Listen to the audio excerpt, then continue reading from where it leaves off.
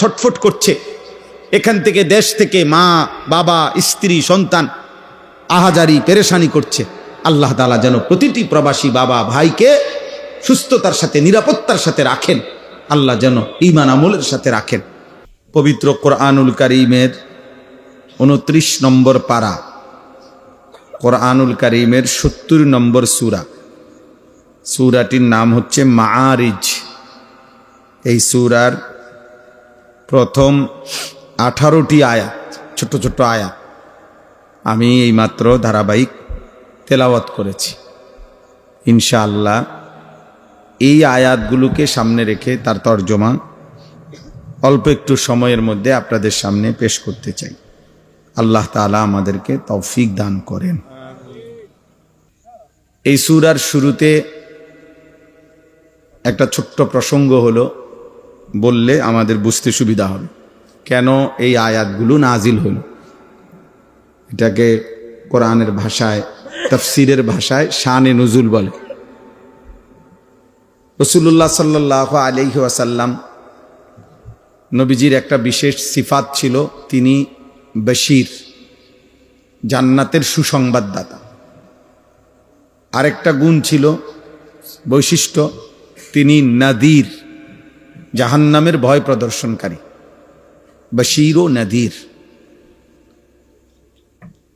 তো রাসূলুল্লাহ সাল্লাল্লাহু আলাইহি ওয়াসাল্লাম কালেমার দাওয়াত দিতে গিয়ে, ঈমানের দাওয়াত দিতে গিয়ে কখনো কালেমা গ্রহণ করলে, আল্লাহর হুকুম আহকাম মেনে নিলে জান্নাতের সুসংবাদ এবং জান্নাতের নাজ ও নেয়ামত এগুলো বর্ণনা করতেন, শুনাইতেন। আবার কখনো কখনো আল্লাহ তাআলার পক্ষ থেকে ঈমান গ্রহণ না করিলে, আল্লাহর কালেমা গ্রহণ না করিলে জাহান্নামের ভয়ানক আযাব, জাহান্নামের ভীষণ আযাবের কথা, সেটাও তিনি ভয় প্রদর্শন করতেন, বলতেন। তাহলে কখনো জান্নাতের আশা দেখাইতেন, কখনো জাহান্নামের ভয় দেখাইতেন। আল্লাহ তাআলার পক্ষ থেকে কোরআনুল কারীমের মধ্যে জান্নাতের আলোচনা, জাহান্নামের আলোচনা অগণিত। কোরআনুল কারীমের অসংখ্য সূরার মধ্যে আল্লাহ তাআলা কোথাও জান্নাতের শানদার আলোচনা করেছেন, কোথাও জাহান্নামের ভয়ানক আযাবের কথা তুলে ধরেছেন। মক্কার কুরাইশ কাফেররা প্রতিনিয়ত নবী সাল্লাল্লাহু আলাইহি ওয়াসাল্লামের এই দাওয়াতের বিরোধিতা করত। তাদের কাজই ছিল বিরোধিতা করা। এই বিরোধিতা করত বিশেষভাবে দুই রকমের। কখনো বিরোধিতা করত মুখে, তাদের গালিগালাজ করত নবীজিকে। নবী সাল্লাল্লাহু আলাইহি সাল্লামের কোনো কথা বললে এটার বিরুদ্ধে উল্টাপাল্টা যুক্তি দেখাইতো, আবল তাবল কথা বলতো। কখনো ঠাট্টা করত, উপহাস করত, তুচ্ছতাচ্ছিল্য করত, ইত্যাদি ইত্যাদি। আর আরেকটা বিরোধিতা কি, শারীরিকভাবে নবী সাল্লাল্লাহু আলাইহি ওয়াসাল্লাম এবং সাহাবায়ে কেরামের উপরে জুলুম, অত্যাচার, শারীরিক নির্যাতন করত। সাহাবায়ে কেরামের অসংখ্য সাহাবীদের উপরে ইসলামের প্রথম যুগে সীমাহীন নির্যাতন করেছে মক্কার কাফের। হযরতে বেলাল, হযরতে খাব্বাব, হযরতে খুবাইব, হযরতে আম্মার, হযরতে ইয়াসির, হযরতে সুমাইয়া, হযরতে জানিরা, এরকম সাহাবায়ে কেরাম যারা, ওনাদের উপরে অবর্ণনীয় শারীরিক নির্যাতন করেছে। রাসূলুল্লাহ সাল্লাল্লাহু আলাইহি ওয়াসাল্লামের উপরও অনেক শারীরিক নির্যাতন মক্কার এই কাফেররা করত। কখনো ধাক্কা দিছে, কখনো খানায় কাবার সীমানার থেকে বের করে দিছে, কখনো আবু জাহেল ছোট ছোট পাথরের কঙ্কর মারত, কখনো উটের পচা নারী ভুড়ি নবী সাল্লাল্লাহু আলাইহি ওয়াসাল্লাম সেজদা দিলে পিঠে চাপায় দিত, ইত্যাদি ইত্যাদি। আর তায়েফের ময়দানের রক্তাক্ত ঘটনা, সেটা তো আপনারা জানেন। সাথে সাথে নবী সাল্লাল্লাহু আলাইহি ওয়াসাল্লামকে গালিগালাজ করত। কখনো বলতো মুহাম্মদ পাগল, নাউজুবিল্লাহ, কখনো বলতো মুহাম্মদ কাহেন, গণক, কখনো বলতো মোহাম্মদ সাহের, জাদুকর, কখনো বলতো মোহাম্মদ শায়ের। এই মিয়া, মোবাইল নিয়ে খসর খসর করলে কিছু বুঝতা না, এটা বন্ধ করো মিয়া, হাইসো না মিয়া, সাবধান। সদর বদর মানুষ আমার পছন্দ না। যা এই মোবাইল হাতে ধরে একজনও ভিডিও রেকর্ড করবেন, একজনও, আমি স্পষ্ট নিষেধ করলাম। যার পছন্দ না হয় সে চলে গেলে ভালো। গাফেল মানুষ। একটা মাহফিল মানে এটা বিনোদন কেন্দ্র না। আমি গাড়ির থেকে নামতে যাচ্ছি, তাকায় রইলাম, গাড়ির ভিতরে আমি তাই সব চারিদিক থেকে সাংবাদিকের ক্যামেরার মতো মোবাইল খুলে রাখছি, ভিডিও করবে। হুজুর নামতে আসে, এটা ভিডিও করবে। হুজুর আঁটতে আসে, এটা ভিডিও করবে। গাড়ি দিয়ে নামতে আসে, এটার মধ্যে ভিডিওর কি আছে? ফায়দা কি এটাতে? আপনি ওটা আমারে দেখাইব, আরেক মানুষের দেখ হুজুরের ভিডিও, তো হেইতে আর দেখছেন আমারে, পাগলামি আর কি। 24 ঘন্টা মোবাইল এটা নিয়েই ব্যস্ত। কি পাইল এটার ভিতরে?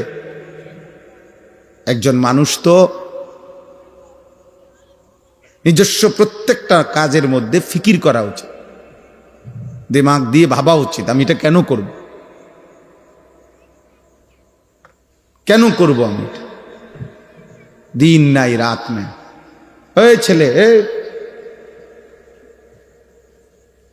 দিন রাত নিজের প্রতিটা কাজের ক্ষেত্রে। মানুষের যৌবনকালে মানুষ সুস্থ স্বাভাবিক থাকে। বৃদ্ধ মানুষ যদি কিছু আবল তাবল করে তো বলা যায় যে উনি বয়স হয়ে গেছে।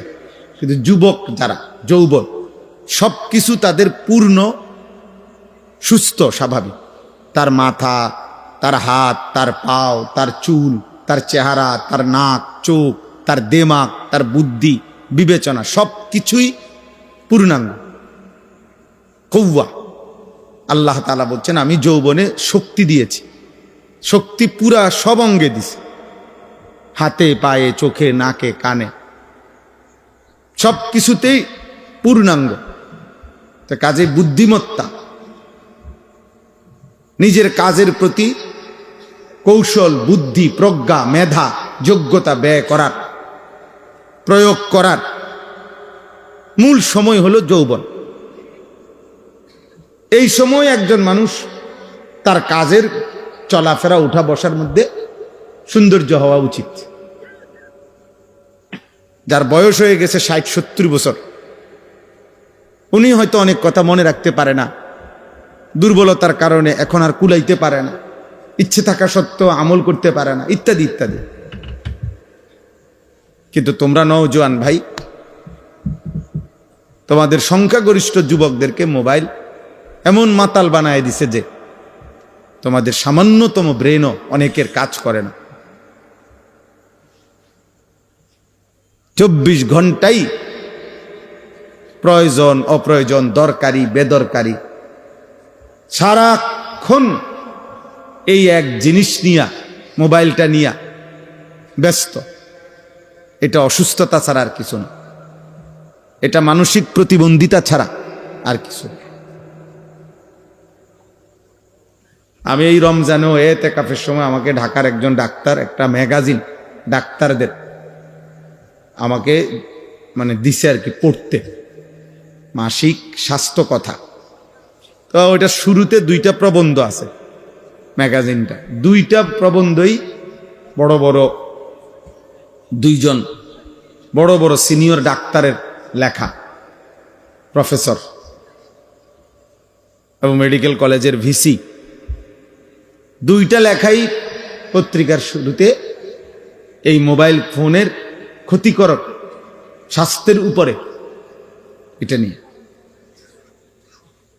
যে প্রতি সেকেন্ডে এই স্মার্ট মোবাইল থেকে, বড় ফোন থেকে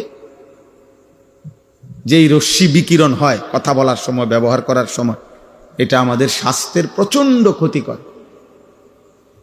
এবং উনি ওখানে লিখছে যে বাচ্চারা যেখানে বা রাত্রে যেখানে ঘুমায়, বালিশের কাছাকাছি, মাথার কাছাকাছি কোনোভাবেই বড় মোবাইলটা রাখা উচিত না।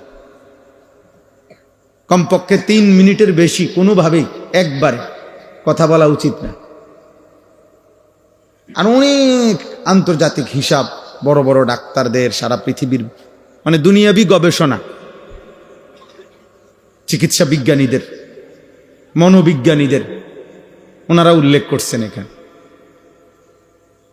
এবং পুরাটা মানে আমি অবাক যে আখেরাতের কথা আর কি বলবো, দুনিয়াবি ক্ষতির কুল কিনারা নেই। চিকিৎসা বিজ্ঞানীদের দৃষ্টিতেই ক্ষতির কোনো কি নাই, কুল কিনারা নেই। আখেরাতের কথা আর কি বলবে, আখেরাতের ক্ষতিরও তো কোনো কুল কিনারা নেই। গুনাহের দৃশ্য, গুনাহের ছবি এটা তো আছেই, কিন্তু বলে না আমি গুনার কিছু দেখি না। তারপরও একজন মুমিন জান্নাতে যে যেতে চায়, কোরআনুল কারীমের মধ্যে আল্লাহ তাআলা এ কথা স্পষ্ট বলছেন যে মুমিনের সিফাত, জান্নাতি মুমিনের এটি বৈশিষ্ট্য। ও ভাই এদিক সেদিক তাকায়েন না, আল্লাহর দোহাই, যারা বসছেন তারা ওদিক সেদিক তাকাবেন না। ওরা কাপড় এটা খুলুক নাহলে লাগাক, যেটা ইচ্ছে, স্বেচ্ছাসেবকরা তারা প্রয়োজনে তাদের কাজ করুক, আপনারা আমার দিকে তাকান। আল্লাহ তাআলা বলছেন ওয়াল্লাযীনা হুম আনিল লাগবি মুরিদুন। আমি সময় বাঁচানোর জন্য ওই ভাইকে পর্যন্ত বলছি, দেখলেন না যে আপনি কমান, ভূমিকা কমান। অনেক দূর থেকে আমি আসছি, ভাবছিলাম যে মাগরিব আইসা এখানে পড়ব, শেষ পর্যন্ত আল্লাহর দয়া ওই আমাদের বদরপুর হুজুরে যে জমিরাবাদ মাদ্রাসা, ওইখানে নামাজ পড়ছি মাগরিব।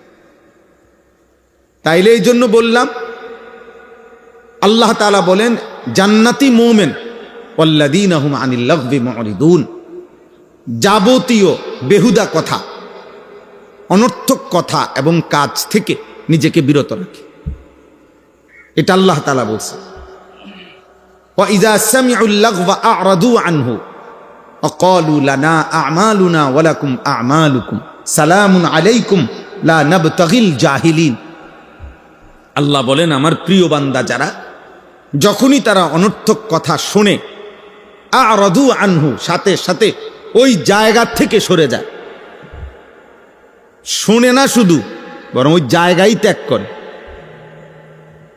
ওই জায়গায় ত্যাগ করে। আর যদি তাদেরকে সেই বেহুদা কথার পরিবেশে ডাকা হয়, আল্লাহ বলে, তারা বলে, আমার প্রিয় বান্দারা বলে, ভাই তুমি তোমার খামখেয়ালি আর গুনার কথাবার্তা নিয়েই থাকো, আমি আমার আল্লাহকে নিয়ে আছি। সালামুন আলাইকুম, তবে আমি তোমার জন্য আল্লাহর কাছে কল্যাণ কামনা করছি, তোমার জন্য ভালো চাই। লা নাবতাগিল জাহিলিন, আর আমার ফয়সালা শোনো, আমি কোনো মূর্খ জাহেলের সঙ্গী হতে চাই না। এই জন্য সময়টা যে বেহুদা কাটায় প্রয়োজন ছাড়া, আল্লাহর কোরআন তাকে বলছে সে হচ্ছে মূর্খ, জাহেল, নাদান, আহাম্মক। আর কোন বিবেকবান মুমিন এমন মূর্খের সঙ্গী হইতে পারে না, আল্লাহ এটা বলছে, শিখাইছে। এই জন্য অবশ্যই বড় মোবাইল, অসংখ্য অগণিত প্রয়োজনে এটার দরকার আছে। মানুষের চাকরি, ব্যবসা, প্রবাসে, দেশে, অফিসিয়াল প্রতিষ্ঠান, হাজারো দরকার এটার দ্বারা হয়। প্রয়োজন, হ্যাঁ ঠিক আছে, প্রয়োজনকে প্রয়োজনের মধ্যে সীমাবদ্ধ রাখেন, কিন্তু সকল কিছুতে বেদরকারি, এই অনর্থক এইভাবে এটাকে অপব্যবহার করা, এটা কি? এজন্য দোস্ত, কোনো মানুষের জীবনে দুনিয়াও যদি কেউ অর্জন করতে চায়, অথবা আখিরাত অর্জন করতে চায়, অথবা দুনিয়া আখিরাত দুইটাই অর্জন করতে চায়, কোনো মানুষের মূল পুঁজি কি, মানে কি দিয়া সে দুনিয়া অর্জন করবে?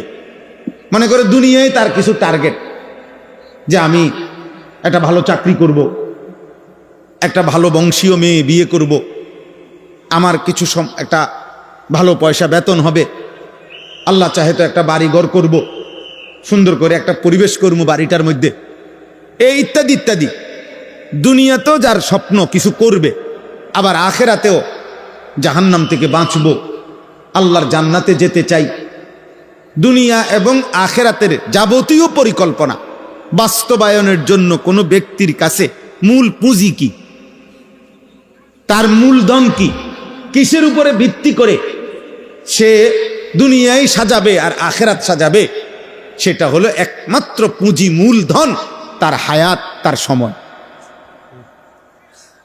বুঝেন নাই? সময়টাই রাসুল মাল, আজ-জামানু হুয়া রাসুল মাল, কিতাবে আছে। সময় হচ্ছে মূলধন। তুমি দুনিয়াও গড়তে হইলে তোমার এই সময়ের মধ্যে তোমাকে মেহনত করতে হবে। তুমি আখেরাত গড়তে হলেও এই সময়ের মধ্যে তোমারে কি করতে হবে? মেহনত। গাফেল দুনিয়াতেও ঠকে, আখেরাতেও ঠকে, আখেরাতেও ঠকে।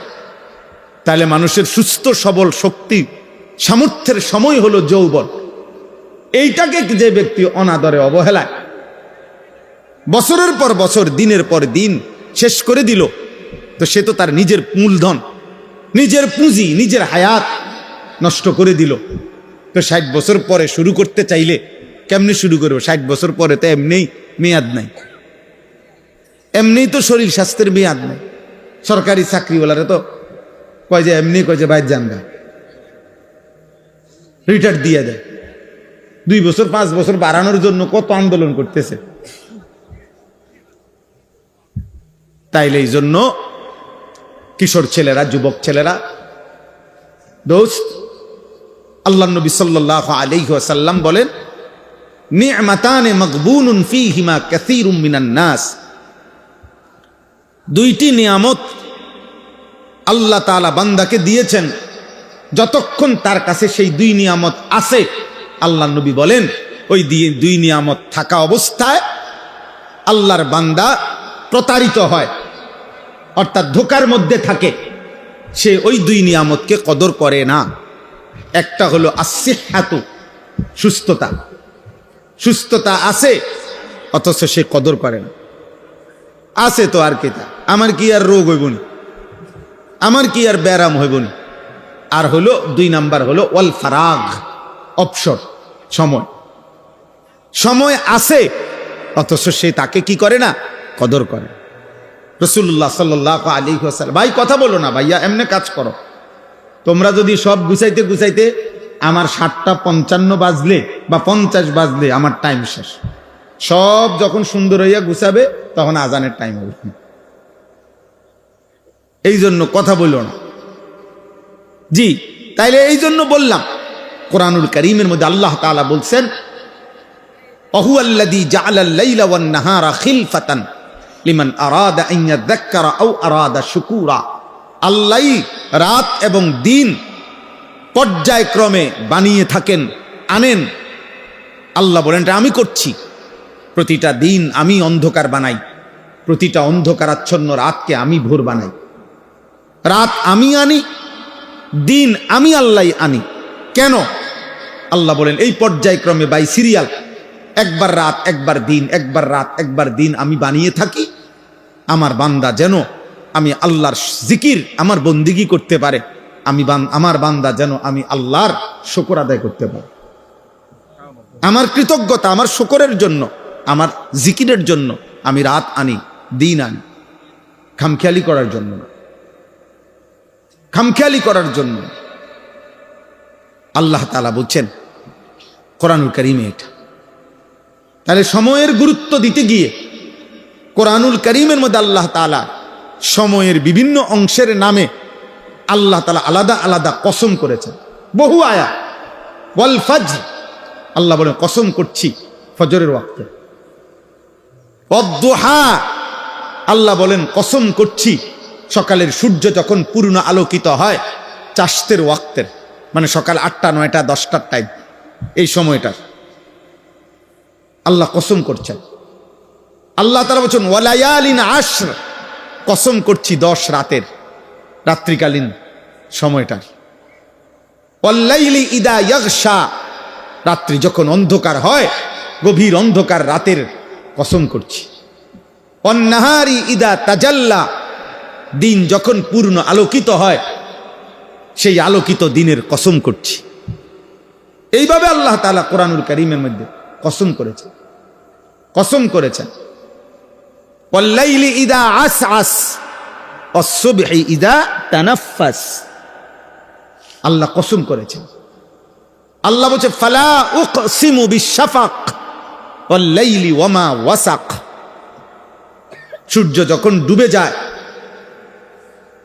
লালিমা যখন হয়, সন্ধ্যা লাল হয় আকাশটা কিছুক্ষণ, ওই সময়ের কসম। এভাবে রাতের কসম, দিনের কসম, সকালের কসম, সূর্য অস্তের কসম, আলাদা আলাদা করে আল্লাহ তাআলা কসম করে করে সময়ের গুরুত্ব আমাদেরকে বুঝাইছে, সময়ের গুরুত্ব আমাদেরকে বুঝাইছে। আজ আমরা হাজার চেষ্টা করলেও রমজানের 1 সেকেন্ড আর ফেরত আনতে পারবো না, আর ফেরত আনতে পারবো না।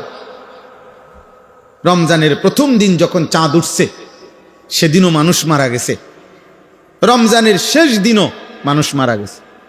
মারা যায় নাই? 30 দিন প্রতিদিন মানুষ মারা যায় নাই? এত মানুষের মৃত্যু হলো। এর মাঝে আল্লাহ আমাকে আপনাকে হায়াত দিল পূর্ণ 30 দিন, পূর্ণ 30 আইয়ামাম মা'দুদাত, গুনে গুনে 30 দিন পূর্ণ করে দিল আল্লাহ। ওয়ালিতুকমিলুল ইদ্দা, আল্লাহ তাআলা পূর্ণ করে দিলেন সংখ্যাটা। 5টা জুমা এই বছর মালিক দয়া করে ইহসান করে আমাদেরকে রমজানে, স্বাভাবিকভাবে 1 মাসে 4 জুমা হয়, এবারে রমজানের শেষ দিন জুমা ছিল, ফলে 5টা জুমা আল্লাহ আমাদেরকে মিলাইছে। আলহামদুলিল্লাহ, আলহামদুলিল্লাহ। মালিক ইহসান করেছেন, আল্লাহ তাআলা দয়া করেছেন, আল্লাহ দয়া করেছেন।